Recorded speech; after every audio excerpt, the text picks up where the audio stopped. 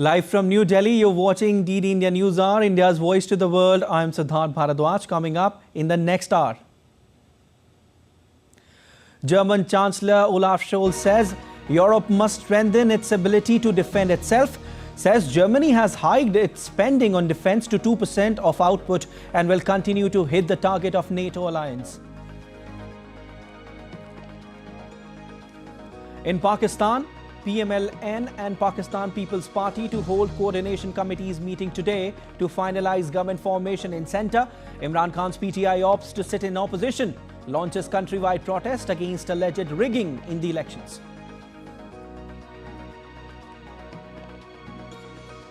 ISRO's Naughty Boy rocket to launch India's latest weather satellite today. ISRO chairman offers prayers at a temple in Andhra Pradesh ahead of satellite launch from Sriharikota.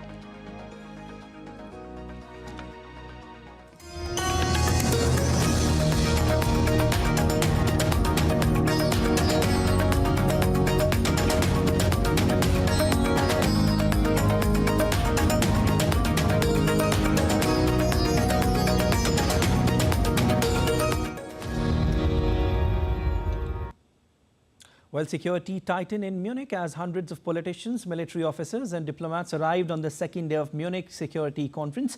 The gathering was expected to be dominated by a war in Israel and Ukraine, as well as fears over U.S. commitment to defense if former President Trump is re-elected. But it was jolted on Friday by the Russian Prison Services report. Ukrainian President Volodymyr Zelensky is scheduled to address conference participants. The Munich Security Conference comes at a time of increasing worries in Europe about U.S. commitment to helping Ukraine fend off Putin's full-scale invasion and to defend its allies more broadly. And German Chancellor Olaf Scholz addressed the Munich Security Conference on Saturday. Scholz said Europe must strengthen its ability to defend itself. Irrelevant of the election results on this or the other side of the Atlantic, one thing is clear.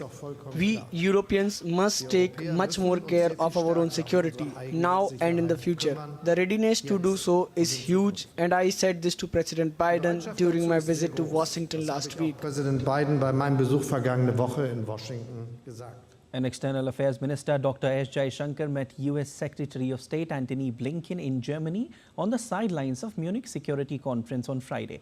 The two leaders discussed the situation in West Asia, Ukraine and Indo-Pacific. They also reviewed the continuing progress in India-US bilateral ties. Both the leaders also discussed cooperation on maritime security in the Red Sea and ongoing efforts to secure lasting peace and security in the Middle East. India's External Affairs Minister Dr. S. Jaishankar met several world leaders, including his counterparts from Canada, Germany, Argentina.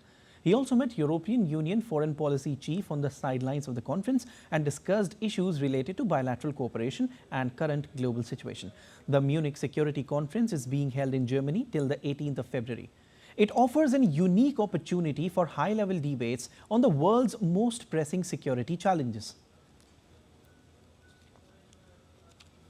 All right, and DD India correspondent Trent Murray joins us with more details from Berlin. Trent, 60 heads of state and over 85 government officials meet for 3 days for the Munich Security Conference 2024, also known as the Davos of Defense. What latest do you have for us so far?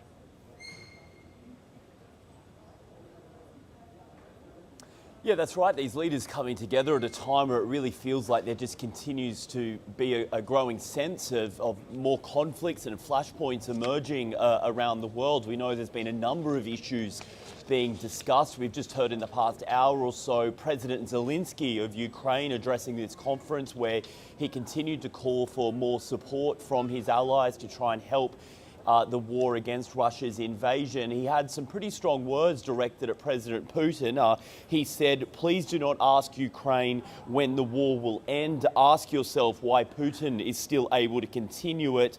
He also touched on that issue of Alexei Navalny, the opposition leader of Russia that was found dead yesterday in that prison. He said Putin kills whoever he wants, be it an opposition leader or whoever a target is for him. Dictators don't go on vacation. Some strong language there. We also know the issue of Israel and Gaza front and centre, as well as those crucial shipping routes in the Red Sea.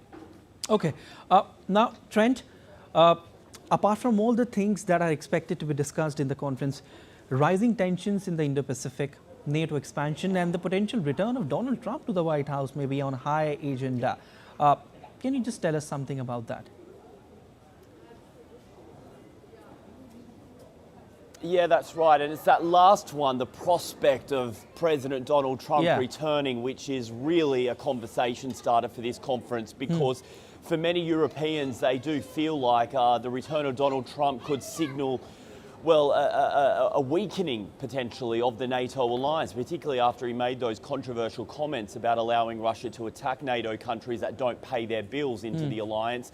I think the message the Americans that are here are trying to send, including Vice President Kamala Harris, I should mention, is that the relationship does remain rock solid. But I think from the Europeans' perspective, they realise they need to start to put their money where their mouth is, potentially pay more for defence in order to try and hold their own, just in case Washington does start to back away. All right. Trent, India's External Affairs Minister Dr. S. Jaishankar will also be addressing in the conference. What can we expect?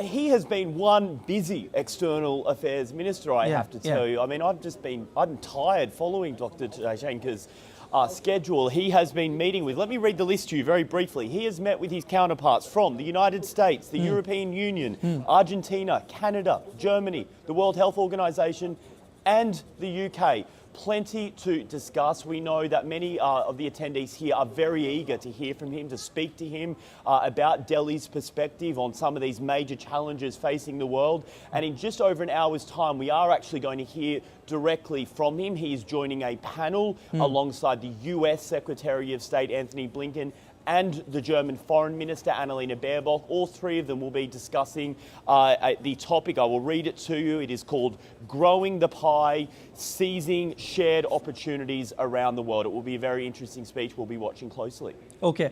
So what else can be discussed in this? I mean, the topic which you've just mentioned to us.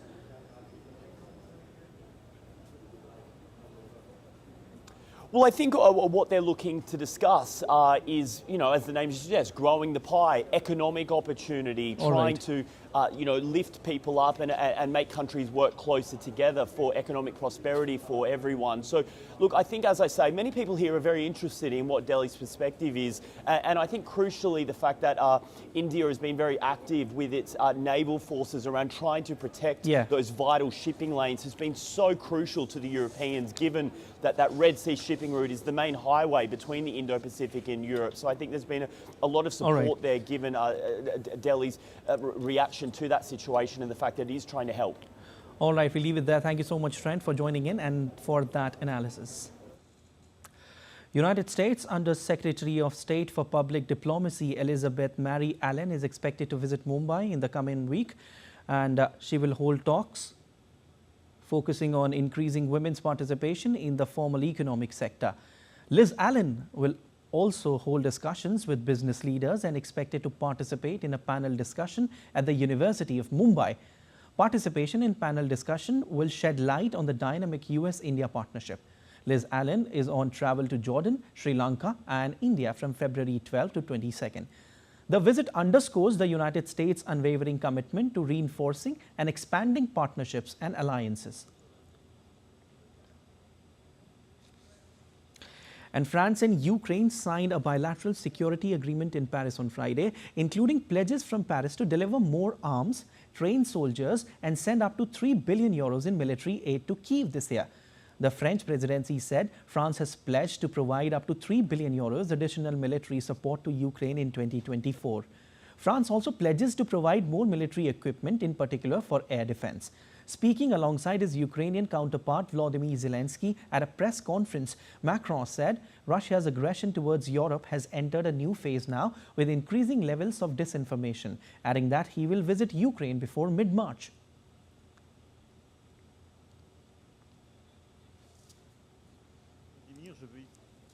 In the framework of this agreement, France has pledged to spend up to €3 billion in additional military aid for Ukraine in 2024, following €1.7 billion in 2020 and €2.1 billion in 2023. France also pledged to continue its support to Ukraine in all aspects, providing military equipment, cooperation among defense industries with the development of co-production, training, intelligence, civil aid, etc. 2022 et les 2,1 milliards d'euros. Ukrainian President Volodymyr Zelensky said the deal was ambitious and very substantive. We have prepared and signed an ambitious, very substantive security agreement, and it is very important that there are very specific agreements with these, our partners. We are all together, and this union of the United States, Europe, France, Germany, and the United Kingdom, we need this union to defeat the Russian Federation, which came to us with an unprovoked war. Kyiv troops withdrew from Ukraine's southeastern part of Avdiivka to avoid encirclement amid escalating battles on Saturday. The State Border Guard Service of Ukraine released a video showing fierce fighting in Avdiivka. The withdrawal follows months of fierce Russian attacks and marks the biggest change on the front lines since Moscow troops captured Bakhmut in May 2023. Ukraine said the decision provided no strategic advantage for Russia. The commander of Ukraine's southeastern sector, Alexander Tarnaevsky, said that Ukrainian units pulled back with minor losses. Well, the International Court of Justice on Friday said that it does not see the need for additional emergency measures to protect Palestinians. ICJ declined South Africa's request for urgent measures in the region. The decision comes after South Africa asked the court to consider whether Israel's plan to extend its operation in Gaza into the city of Rafah requires additional emergency measures. All right, moving on. Israel defense troops continue to operate against Hamas in Nasser hospital. They uncovered medications with the names of Israeli hostages inside the hospital along with weapons. On receiving a report regarding the failure of electrical systems within the hospital, IDF troops worked to repair the generator while bringing an alternative on. They also supplied food for infants and water to the hospital. And meanwhile, US President Joe Biden has once again reiterated calls for a temporary ceasefire in the Israel-Hamas conflict to allow release of hostages still held by Hamas. The ceasefire calls followed talks between Biden and Israel's Prime Minister Benjamin Netanyahu this week. First of all, I've had extensive conversations with the Prime Minister of Israel over the last several days, almost an hour each. And I've made the case, and I feel very strongly about it, that there has to be a temporary ceasefire to get the prisoners out, to get the hostages out. And that is underway. I'm still hopeful that that can be done. Well, in a civil fraud case verdict, a New York court has mandated former US President Donald Trump to pay $354 million. Trump's defense plans to challenge the ruling, and the former president contends that it was prompted by political biases. DD India's William Denslow provides more insights from the courthouse in Manhattan. New York's Attorney General Letitia James was calling for the judge to make Donald Trump pay $370 million in penalties and receive a lifetime ban from operating a business here in the state of New York. Today, justice has been served. Today, we prove that no one is above the law. No matter how rich, powerful, or politically connected you are, everyone must play by the same rules. We have a responsibility to protect the integrity of the marketplace. And for years, Donald Trump engaged in deceptive business practices and tremendous fraud. Donald Trump falsely, knowingly, inflated his net worth by billions of dollars to unjustly enrich himself, his family, and to cheat the system. Donald Trump may have authored the art of the deal, but he perfected the art of the steal. The Attorney General didn't get that, but she got pretty close, with the judge ordering Donald Trump to pay over $350 million, as well as giving Donald Trump a 3-year ban from operating a business here in his hometown state. It wasn't just Donald Trump himself that was penalised by Judge Arthur Engoron. His adult male children also received penalties. They have been ordered, both Donald Trump Jr. and Eric Trump, to both pay $4 million. They are both to receive a 2-year ban from operating a business in New York each. This, of course, comes just a few weeks after a separate judge in a separate case ordered Donald Trump to pay to the tune of $83 million in a case that he was accused of defaming the writer E. Jean Carroll, after a judge had previously said that he was liable for sexual assault as well. So Donald Trump's legal bills are certainly racking up. This announcement comes in a week where a judge has announced that he will face his first criminal trial in the state on March 25th. That in connection to alleged ties that Donald Trump had paid hush money to a porn star in the lead up to the 2016 presidential election. After the judge's verdict was announced this Friday, Donald Trump's team sent out an email to his supporters saying that this was an undeniable election interference and a witch hunt. These are corrupt people. These are people that shouldn't be allowed to do the things they do. And they're using this as weaponization against a political opponent who's up a lot in the polls and always will be, because I'm competing with a man who can't put two sentences together, who doesn't know what he's doing. Interestingly, we also heard in the ruling from the judge himself, where he said that the lack of remorse from Donald Trump bordered on the pathological. Donald Trump maintains that he has done nothing wrong, and all of the various cases, be it civil or criminal, he denies wrongdoing, saying that they are all examples of election interference and a product of a weaponized justice system. In New York, William Denslow reporting for DD India. And still to come on DD India News Hour. Jailed former Prime Minister Imran Khan's Pakistan Tehreek-e-Insaf party decides to sit in the opposition in Parliament. Jailed former Thailand Premier Thaksin Shinawatra to be released on Sunday. Thousands of Hungarians protest in Budapest on Friday against Prime Minister Viktor Orban. Stay with us to know more.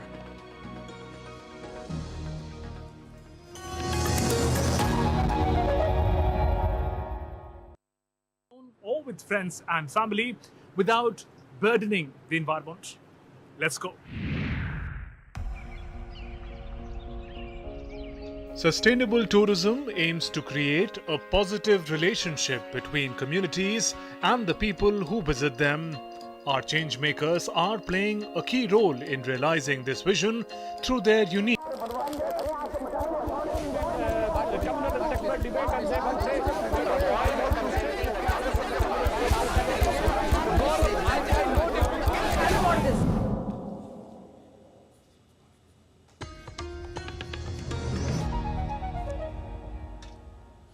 You're watching DD India News Hour. I'm Siddharth Bharadwaj. Shifting focus to Pakistan now. The Pakistan People's Party and Pakistan Muslim League Nawaz, or the PMLN Coordination Committee's meeting will be held today to finalize government formation in the centre after it got postponed on Friday, according to media reports. The meeting was postponed as the PMLN's committee has yet to consult on the matter with the party's senior leadership. The meeting will provide more clarity on the coalition's power-sharing formula.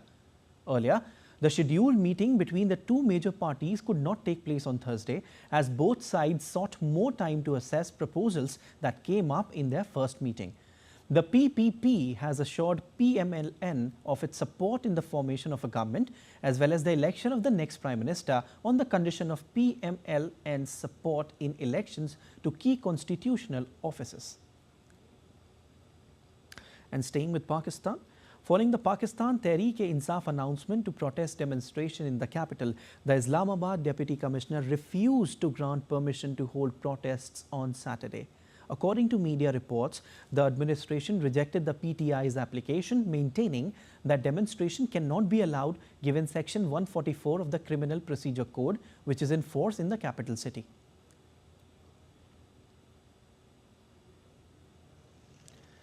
And meanwhile, the PTI on Friday announced that it will sit in opposition in the centre and Punjab as the political parties make efforts to finalize the process of government formation in Pakistan and provinces after the general elections.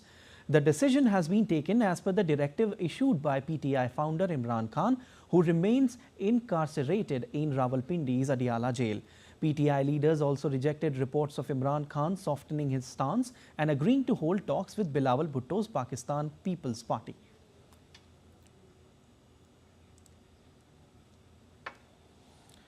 Well, situation is very uncertain right now in Pakistan, and it is yet to be seen whose government will be made in Pakistan. But one thing is for sure, that the new government which will take over will certainly have new and fresh challenges in front of it. For more details, DD India correspondent Jessica Taneja joins us. Jessica, amidst allegations of poll rigging, Pakistan's Supreme Court on Monday is scheduled to hear a petition seeking to declare the recently held general elections as null and void. So, what does this say about the current political turmoil in the country, Jessica?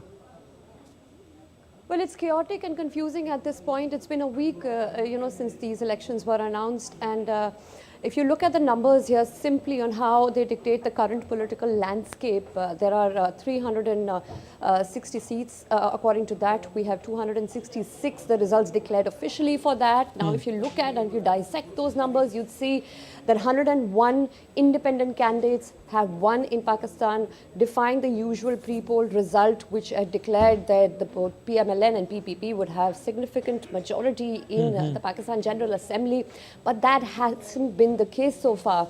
And with the 101 independent candidates, 93 of them are backed by the Pakistan Tehreek-e-Insaf because officially they were not allowed to conduct their campaigns or even fight elections under the banner according to the Pakistan rules. So the dynamics there were different. Along with springing a surprise was MQM, the party which had 17 seats, and that party also holds the key on how this election result is going to be perceived in the future. Okay. With all of this said, Siddharth, it's important to understand that the country is now looking at a prolonged period of political instability. With the results now that we have in place, if you look at all the analysts right now who are reading carefully into how Pakistan is going to battle internal differences and other issues, it's going to be very chaotic, because even with the 70 independents, the 70 reserved seats that remain, 60 of them would be decided solely on the basis of the party that has more strength in the General Assembly, and with the PTI candidates who are now at 93 in number, will not be accorded the same benefits, because under the Pakistan rules of the elections, they do not have a banner, hence they lose out on that as well. And there are 10 more seats according to given to non-Muslims. So these seats, while they remain to be decided, it's absolutely chaotic and a mayhem-like situation when it comes to Pakistan's election results, while the country needs attentions on many other fronts, just not how election engineering can be manifested. Definitely, Jessica, chaotic situation there in Pakistan when it comes to election now. It's been a week, Jessica, since Pakistan's election result, and still no clear winners. I mean, apart from internal security issues, the country's economy needs urgent attention. It's in shambles, in fact. Where do you think it's headed? Well, Pakistan rupee is in free fall, and if you look at how the economy is performing, I think it's pretty evident to not just the countries in Pakistan's neighborhood, but for the West as well. If you recall, Siddharth, there's a $3 billion bailout package that IMF had given to Pakistan, given its economic severity, and that finishes next month. Of course, there are possible talks of securing another IMF bailout package, and that will depend on a strong government emerging from Pakistan, which is an unlikely scenario from now. Let's point out to some more facts on how the economy is tumbling at this point. All right. Its forex reserves are down to $8 billion. Of course, it's much better than what it was the previous year, which is $3 billion. And if you look at its debt to GDP ratio, it's 70%. And on top of that, its external debt repayments are going to nearly consume 50 to 60% of the government's revenue next year. So whichever government gets elected, it's not going to be easy. Indeed. And if some analysts believe, and I can quote them, they say that this is the worst ratio of any sizable economy in the world. It has a benefit of a greater population, which is underutilized, unskilled, and largely remains uneducated because of the whims and fancies of a certain military establishment and the political structure that can't get hold of itself. Definitely problematic situation here in Pakistan. When it comes to elections, like I was saying, the new government which will be elected will have different challenges in front of it. Well, thank you so much, Jessica, for your analysis. Jail former Thailand Premier Thaksin Shinawatra will be released on Sunday. Thaksin has been in hospital detention since August after making a dramatic homecoming from living abroad for 15 years in self-exile to avoid prison for a conflict of interest. He had his 8-year jail term commuted to a year by King after his return and has served 6 months in hospital detention due to an undisclosed health condition. Well, according to reports, a former policeman and telecoms magnate who has been at the center of a tumultuous 2-decade battle for power in Thailand, Thaksin was on a list of 930 prisoners who were considered elderly or ill and approved for parole. It was until now not certain when he would be freed. February 18 is the first day of his parole eligibility. Well, news from Hungary now. Tens of thousands of Hungarians protested in Budapest on Friday against the Prime Minister Viktor Orban after a sex abuse case pardoned by President Katalin Novak caused public uproar and led to her resignation.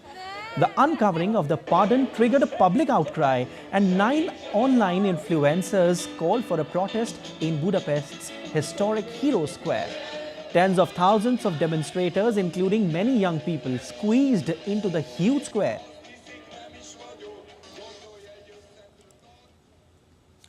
All right, and heads of state of the African Union are meeting in Addis Ababa to discuss issues affecting the continent, including security and conflict. The bloc of 55 countries will also review policies and decisions that govern the organization. DD India's Isabel Nakiria reports. Member states of the African Union are expected to focus on rising tensions in the Horn of Africa. An agreement for access to the sea between Ethiopia and the breakaway Somaliland is causing tensions with Somalia. The deal gives landlocked Ethiopia access to the Red Sea and allows it to build a military base in Somaliland, which is not recognized internationally as an independent state. Somalia considers Somaliland an integral part of its territory. During a meeting of the Intergovernmental Authority on Development, or IGAD, in Kampala in January, member states, including the African Union, the US and EU, reaffirmed their support for Somalia. The escalating insecurity in the Eastern Democratic Republic of Congo and the conflict in Sudan will also be discussed. The conflicts have forced millions of people to move to safety, with huge numbers living in internally displaced people's camps, and the UN calling for billions of dollars in aid. The situation in West Africa will also be addressed, and the AU Commission Chief Moussa Faki this week expressed dismay that Burkina Faso, Mali and Niger have pulled out of the regional body ECOWAS. The AU chief noted that member states need to be united in order to form a stronger bloc to deal with challenges in the region. The meeting will also highlight preparations for the elections of new members of the African Union. Isabel Nakiria, reporting from Kampala for DD India. All right, and let's take a look at other stories making news around the world. Well, dozens of emergency responders were on the scene of a house explosion in Northern Virginia. Plumes of smoke and flames rose after the explosion in Sterling as firefighters battled to douse the blaze. Police have not yet offered a reason for the explosion.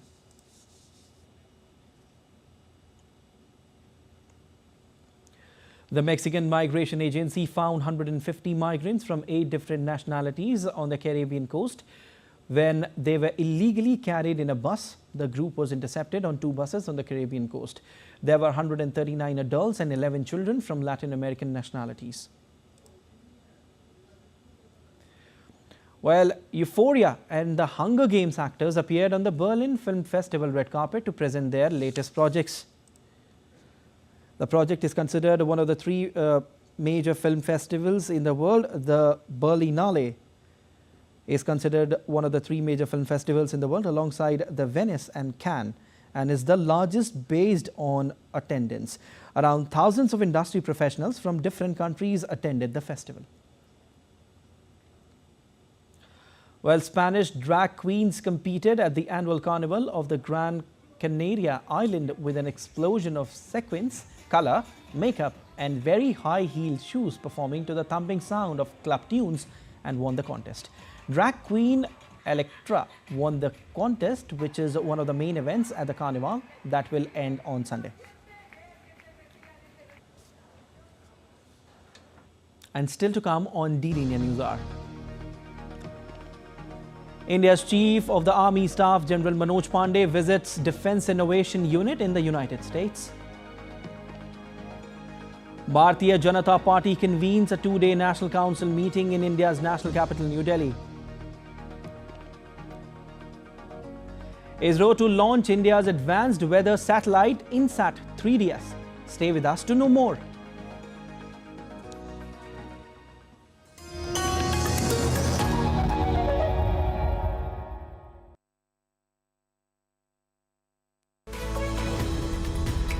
We just don't bring you the news as it unfolds. We get to the heart of the matter. We don't just present facts. We demystify complex social, political and economic events. We break stories that shape the world's present and future because you deserve the truth. I am Tanvi Taneja from New Delhi. I'm Ollie Barrett from London. I'm Nick Harper from Washington, D.C. Join us on DD India Global Monday to Friday at these times.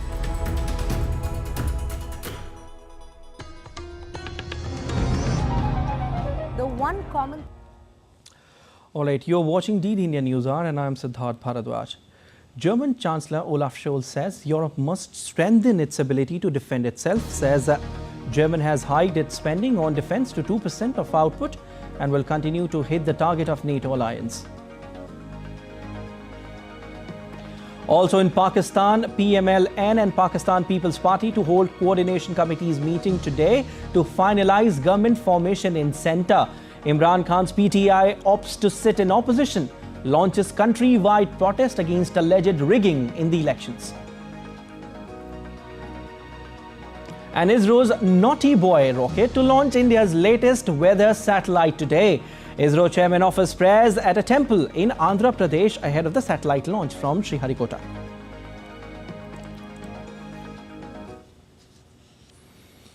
Well, as part of his 4-day official visit to the United States, India's Chief of the Army Staff, General Manoj Pandey, visited the Defence Innovation Unit, the forefront military innovation unit of the US Army in San Francisco, and interacted with Doug Beck, Director of Defence Innovation Unit and Senior Advisor to the Secretary of Defence.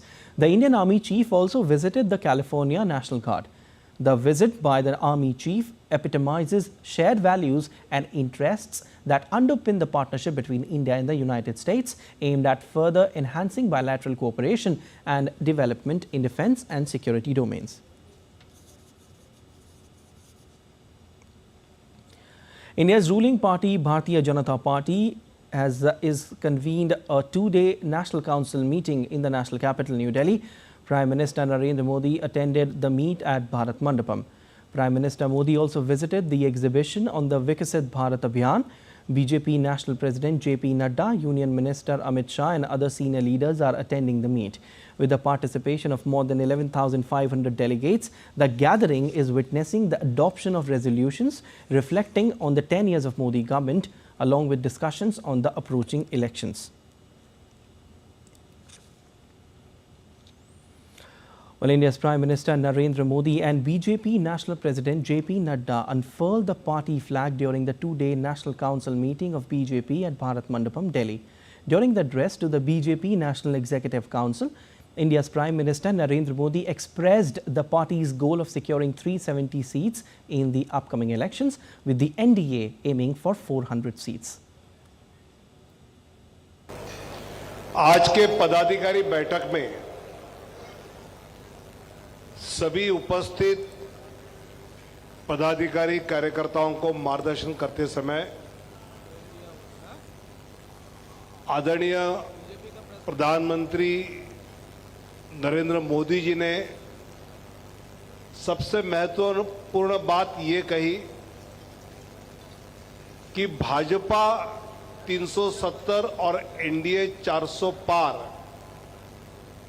इसमें भाजपा 370 ये मात्र आंकड़ा नहीं है, तो इस चुनाव में भाजपा का कार्यकर्ता 370 सीटें जीतकर डॉक्टर श्यामा प्रसाद मुखर्जी जी ने जो बलिदान दिया था, डॉक्टर मुखर्जी जी को ये 370 सीटें जीतकर भारतीय जनता पार्टी का हर कार्यकर्ता श्रद्धांजलि अर्पित करेगा। Well, Vinod Tavre, BJP National General Secretary, at a press conference on Saturday, stressed that the party workers are committed to extending the vision of Vikasit Bharat, or developed India, to the poor, youth, farmers and women. ये पहला समय है कि ऐसे आरोप मुक्त और विकास के आधार पर विकास युक्त ये सरकार, ये कार्यकाल रहा, ये जनता के पास ले जाने का आग्रह आदरणीय प्रधानमंत्री जी ने हम सब पदाधिकारियों को संबोधित करते हुए कहा। उन्होंने ये भी आग्रह से कहा कि विपक्ष इस चुनाव में तू मैं की राजनीति ज्यादा करेगा, अनावश्यक भावनिक मुद्दाओं को ज्यादा उछालेगा, लेकिन हमको विकास के आधार पर हमने जो गरीब कल्याण का काम किया है, उस गरीब कल्याण के काम को लेकर ही आने वाले दिनों में हमारा कैंपेन होगा। हमारा मतदाता तक पहुंचने का एकमात्र टारगेट विकास के आधार पर, गरीब कल्याण के आधार पर देश को दुनिया में गौरव के स्थान पर ले जाने के आधार पर हम जनता के पास जाए और आने वाले चुनाव में उनका आशीर्वाद प्राप्त करें। An Indian Space Research Organization's chief S. Somnath offered prayers at Chengalamma Parmeshwari Temple in India's Andhra Pradesh ahead of the launch of meteorological satellite INSAT 3DS. The chief said the satellite will help attain more accurate and informative weather forecasts by studying the surface of the ocean and will be able to provide natural disaster warnings. Satellite is meant for our weather climate studies. It's a meteorological satellite. I think you know the cyclones we track using the satellite. We predict weather for the country, looking at the rainfall, the cloud cover and many other parameters we measure. This satellite is built for our Ministry of Earth Science, specifically the Indian Meteorological Department. They do all the data analysis and provide you the weather forecast and all the protection of our natural resources. So we are launching it. This is the third satellite in the series. INSAT 3D and 3D are already there in space. So this is the third satellite, INSAT 3DS. The launch of the GSLV F-14 INSAT 3DS mission is set for today at 17:35 hours IST from Sriharikota. The GSLV mission aims at deploying the INSAT 3DS meteorological satellite into the geosynchronous transfer orbit. The satellite's primary objectives are multifaceted and crucial for environmental monitoring and safety.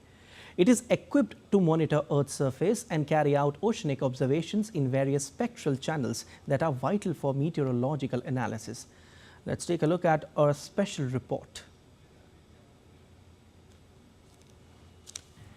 ISRO's 16th GSLV mission on Saturday is aimed at providing the vertical profile of various meteorological parameters of the atmosphere, provide the data collection and data dissemination capabilities from the data collection platforms, and also boast satellite-aided search and rescue services. This geosynchronous satellite launch vehicle, GSLV, is a three-stage 51.7-meter-long launch vehicle having a lift-off mass of 420 tons. The first stage, GS1, comprises a solid propellant S139 motor having 139-ton propellant and 4 earth-storable propellant stages L40 strap-ons, which carry 40 tons of liquid propellant in each. The second stage, GS2, is also an earth-storable propellant stage loaded with 40-ton propellant. The third stage, GS3, is a cryogenic stage with a 15-ton propellant loading of liquid oxygen and liquid hydrogen. GSLV F-14 INSAT 3DS mission is funded by the Ministry of Earth Sciences. It is designed for enhanced meteorological observations and monitoring of land and ocean surfaces for weather forecasting and disaster warning. The satellite will augment the meteorological services along with the presently operational INSAT 3D and INSAT 3DR satellites. Indian industries have significantly contributed to the making of the satellite. INSAT 3DS satellite is a follow-on mission of third-generation meteorological satellite from geostationary orbit. Various departments of the Ministry of Earth Sciences, such as the Indian Meteorology Department, National Centre for Medium-Range Weather Forecasting, Indian Institute of Tropical Meteorology, National Institute of Ocean Technology, Indian National Centre for Ocean Information Services, and various other agencies and institutes will be using the INSAT 3DS satellite data to provide improved weather forecast. Aisha Khanam reports for DD India.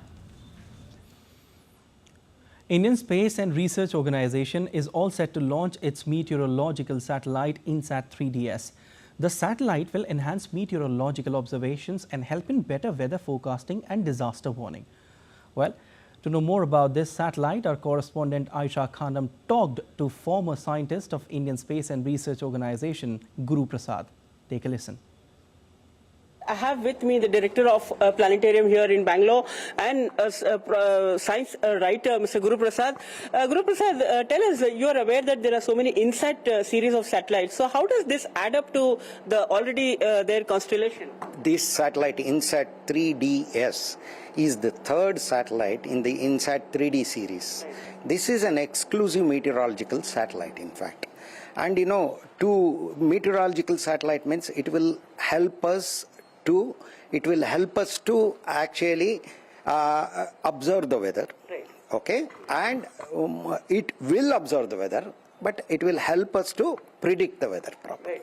See, weather prediction, providing valuable inputs to the weather prediction, that is the work of this satellite. That is the function of this satellite. How different do you think it will be from the previous series?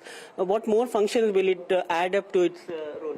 Actually, this satellite has two instruments. One is called the imager.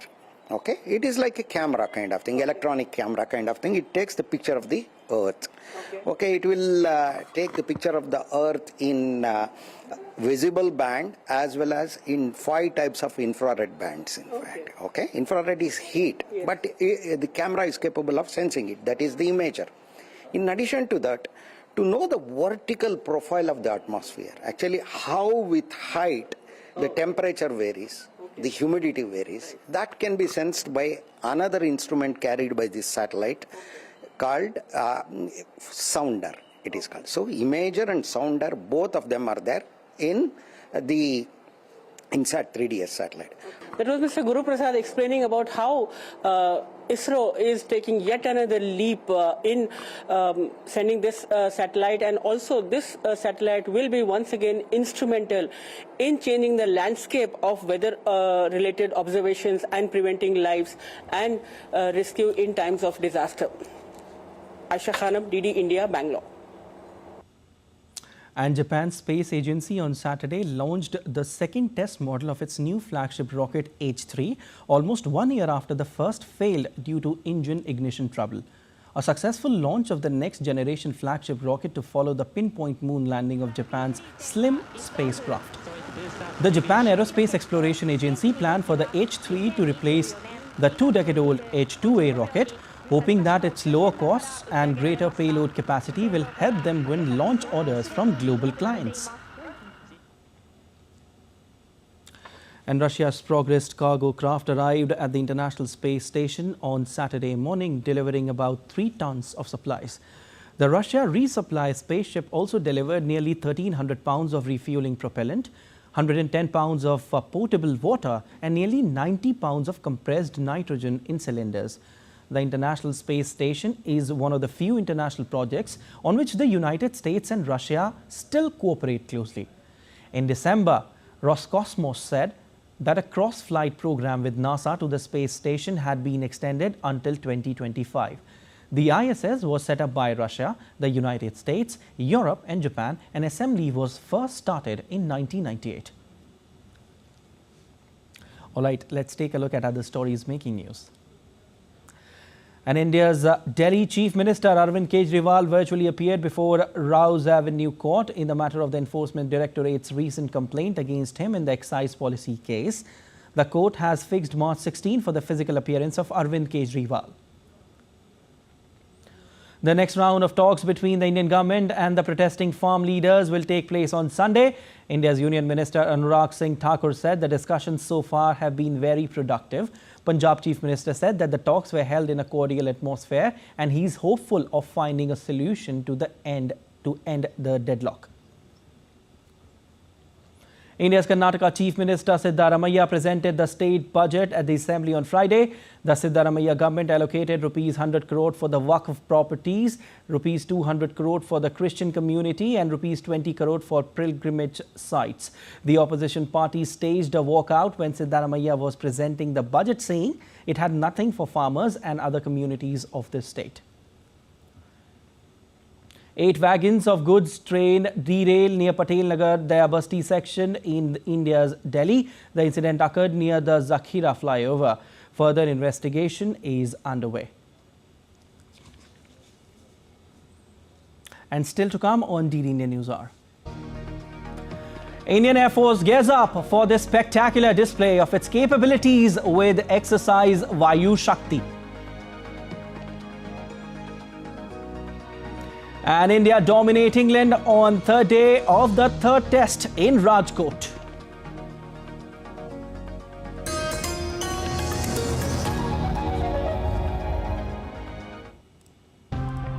The one common theme between all major cities across the world is hope and the promise of new opportunities and possibilities that gravitates people towards them. The reason why we advocate green transformations is because you can retain the building and you can actually modify. There's a lot that happens when you extract sand beyond sustainable limits. It's going to change your course of your river, it's going to widen the channel, it's going to damage, and we are paying a big price. We have 2 water reservoirs on 84 acres of land. During periods when the river water is non-saline, we store water in these reservoirs. Throughout the year, we distribute this water to residents. Tiny houses are in vogue. Less is more. Many also assume tiny homes are more eco-friendly.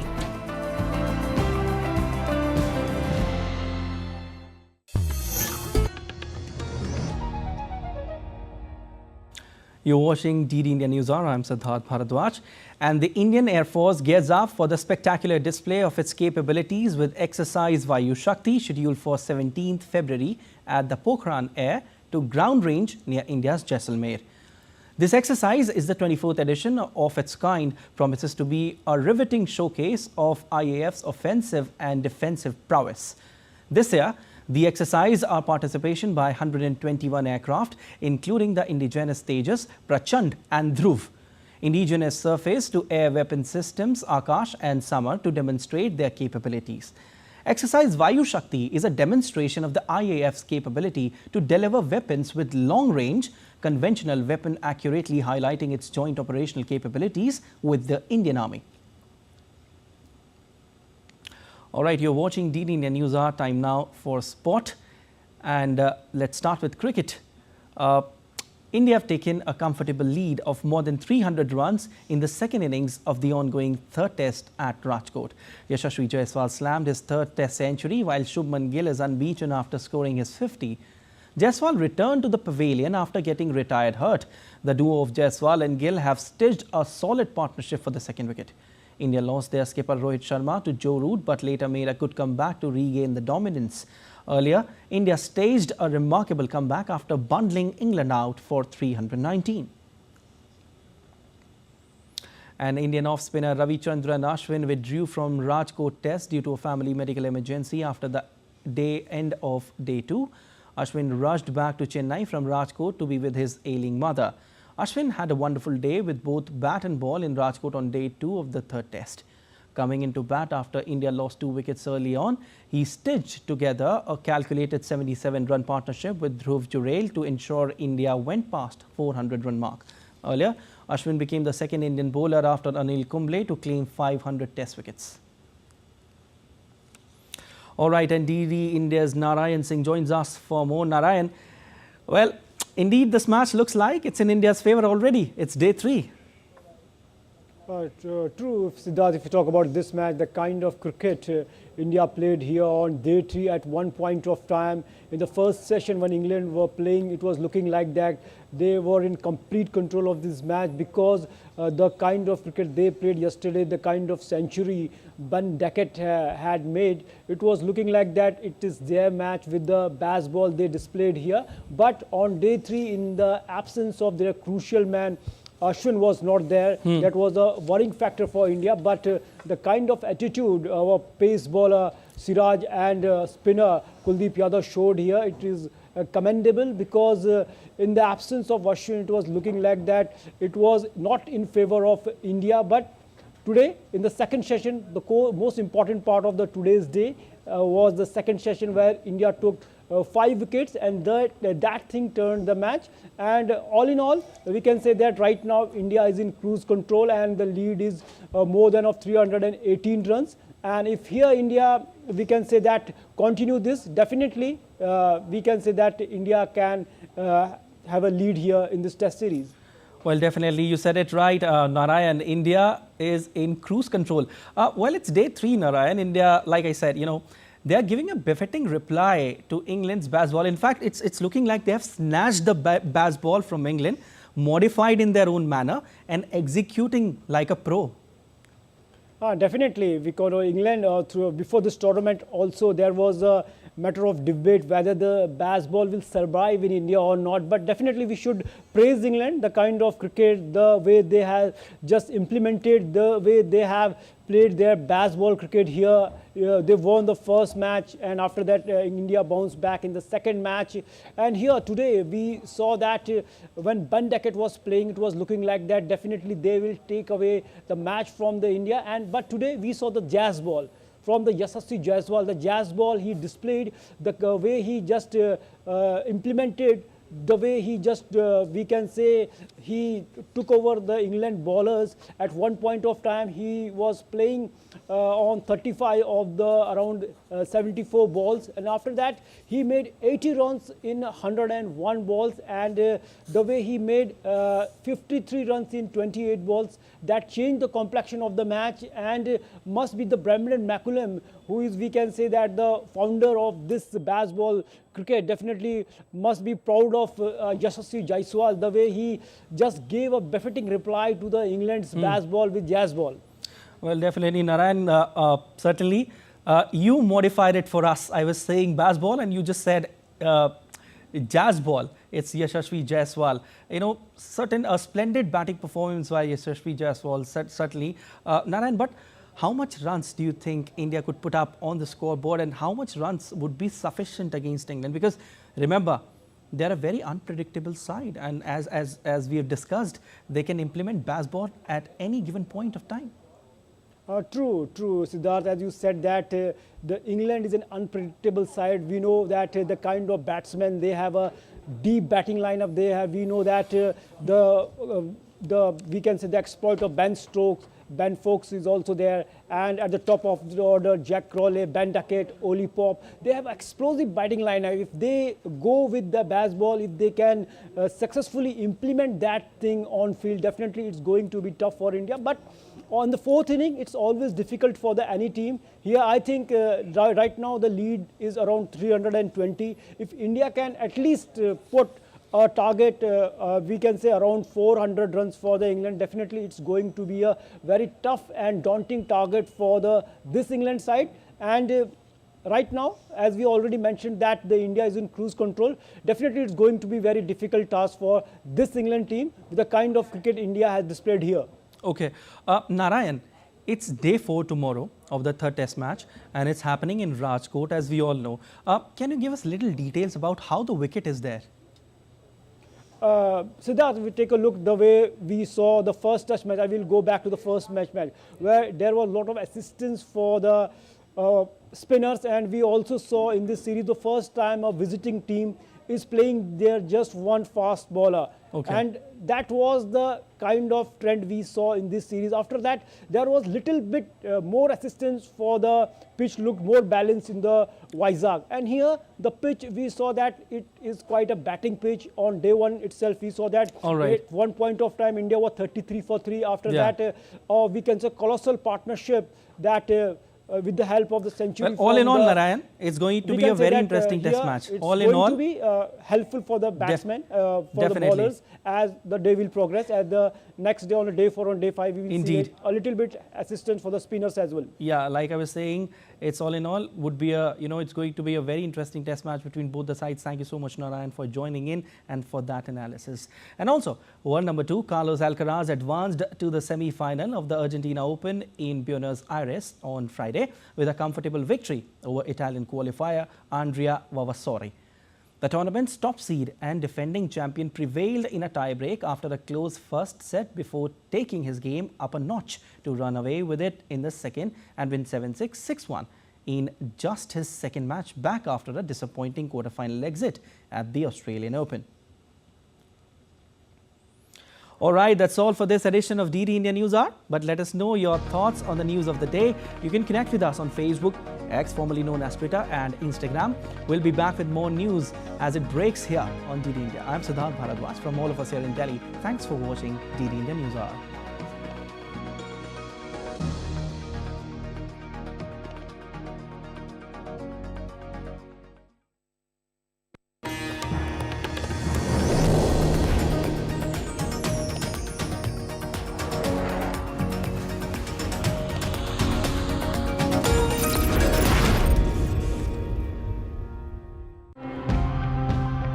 The one common thing between all major